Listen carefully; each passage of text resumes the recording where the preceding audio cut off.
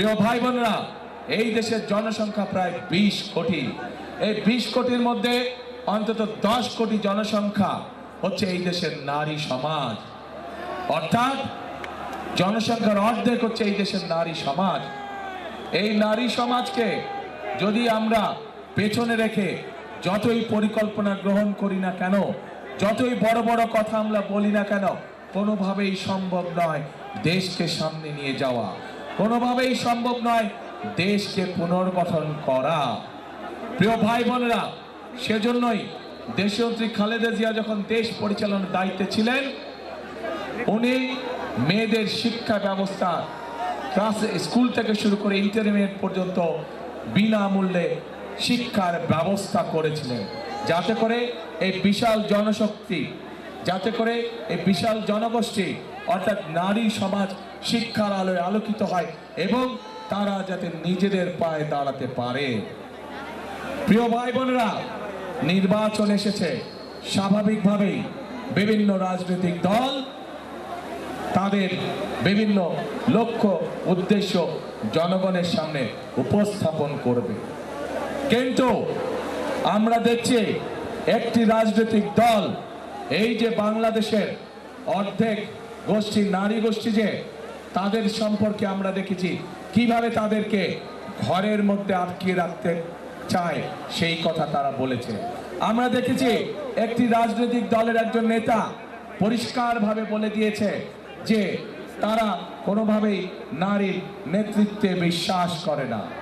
আমরা দেখেছি একটি রাজনৈতিক দলের নেতা পরিষ্কারভাবে দুদিন আগে বলেছে যে সকল মহিলা, যে সকল মা বোনেরা কর্মসংস্থানের উদ্দেশ্যে কর্মসংস্থানের জন্য যান, তাদেরকে, প্রিয় ভাই বোনেরা, আপনাদের সামনে আমার বলতে রীতিমতো লজ্জা হচ্ছে, এমন একটি শব্দ সে আমাদের সব মা বোনদের জন্য ব্যবহার করেছে যা এই দেশের জন্য একটি কলঙ্ক স্বরূপ। প্রিয় ভাই বোনেরা, এই বাংলাদেশে খেটে খাওয়া মানুষের পরিবারের অধিকাংশ নারী কোনো না কোনোভাবে সংসারের উপার্জনের জন্য কাজ করে থাকে। এই বাংলাদেশের লক্ষ লক্ষ 50 লক্ষের উপরে নারী আজ যেই গার্মেন্ট শিল্প নিয়ে সকলে গৌরব করে, সেই গার্মেন্ট শিল্পে নারী শ্রমিকরা কাজ করেন। প্রিয় ভাই বোনেরা, সেটি নিম্ন মধ্যবিত্ত হোক, মধ্যবিত্ত হোক, সকল পরিবারের কর্মজীবী পরিবারের প্রায় সকল নারী আজ সংসার পরিচালনার জন্য দ্রব্যমূল্যের যে ঊর্ধ্বগতি, সকল কিছু যে দাম ঊর্ধ্বগতি, তার জন্য শুধু স্বামী একা কর্মসংস্থান হয় না, স্ত্রীকেও পাশাপাশি বিভিন্নভাবে কাজ করতে হয়। সম্মানিত প্রিয় ভাই বোনেরা, আমাদের নবী করিম সাল্লাল্লাহু আলাইহি সাল্লাম, উনার যে স্ত্রী ছিলেন বিবি খাদিজাও ছিলেন একজন কর্মমুখী মহিলা।